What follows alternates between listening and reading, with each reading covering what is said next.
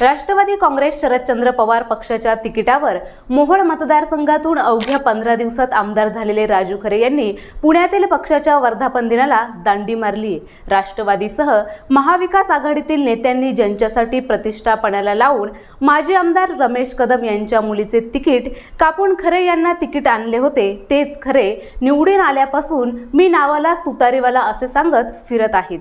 त्यामुळे मोहोळमधील महाविकास आघाडीतील नेत्यांवर डोक्यावर हात लावून बसण्याची वेळ आली। नेमकं काय घडलं आहे पाहूयात। नमस्कार, मी प्रतीक्षा, तुम्ही पाहताय पुणे प्राईम न्यूज।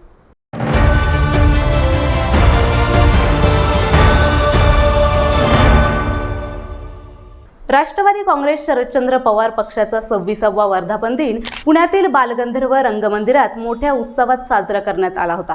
पक्षाचे अध्यक्ष शरद पवारांपासून खासदार निलेश लंके यांच्यापर्यंत सर्वांनीच व्यासपीठ गाजवले।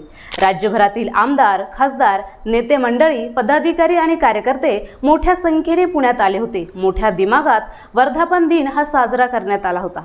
राष्ट्रवादी काँग्रेस शरदचंद्र पवार पक्षाच्या वर्धापन दिन कार्यक्रमास सोलापूरमधील आमदार नारायण पाटील, उत्तमराव जानकर, अभिजित पाटील आणि माढ्याचे खासदार धैर्यशील मोहिते पाटील हे उपस्थित होते।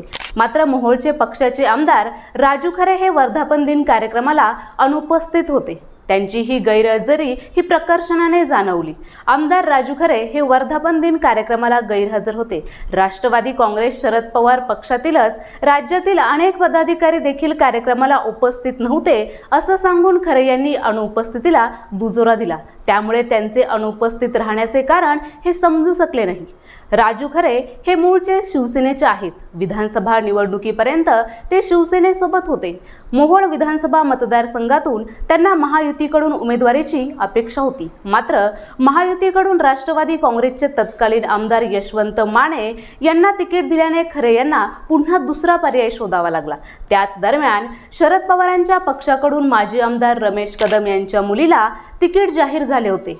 सिद्धी कदम यांना जाहीर झालेले तिकीट रद्द करून राजू खरेंना उमेदवारी देण्यासाठी सोलापूर जिल्ह्यातील राष्ट्रवादी, शिवसेना आणि काँग्रेसच्या कार्यकर्त्यांनी अगदी प्रतिष्ठा पणाला लावली होती। बारामतीत जाऊन पवारांपुढे त्यांनी अक्षरशः आग्रह धरला होता।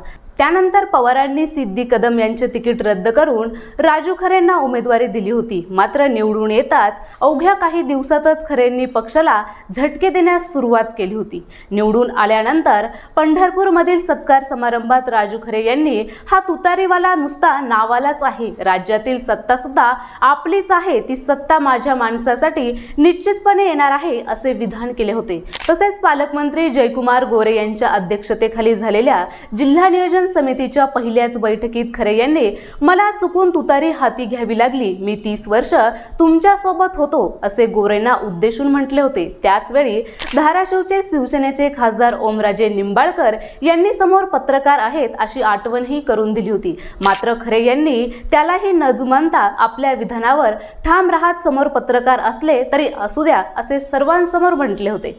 राष्ट्रवादी काँग्रेस पक्षाच्या सोलापूरमधील मेळाव्यालाही खरे यांनी दांडी मारली होती। दुसरीकडे एकनाथ शिंदे यांच्या सांगोल्यातील कार्यक्रमाला खरे यांनी हजेरी लावली होती। त्याचप्रमाणे अक्कलकोट येथे माजी मंत्री सिद्धारामन मेहत्रे यांच्या पक्षप्रवेशाच्या वेळी खरे हे एकनाथ शिंदेसोबत शिवसेनेच्या व्यासपीठावर उपस्थित होते। त्यामुळे खरे हे कागदोपत्रीच राष्ट्रवादी काँग्रेस पक्षाचे आमदार राहिले आहेत। मात्र ते एकनाथ शिंदे यांच्या जवळ गेल्याचे देखील स्पष्ट होत आहे। त्यामुळे शरद पवार यांच्या पक्षाकडून ऐनवेळी तिकीट घेऊन 15 दिवसात आमदार झालेल्या राजू खरेंचं नेमकं चाललं तरी काय आहे? त्यांच्यावर आता राष्ट्रवादी काँग्रेस शरदचंद्र पवार पक्षाकडून शिस्तभंगाची कारवाई होणार का हे येणाऱ्या काही दिवसातच समजेल। तोपर्यंत पाहत रहा पुणे प्राईम न्यूज।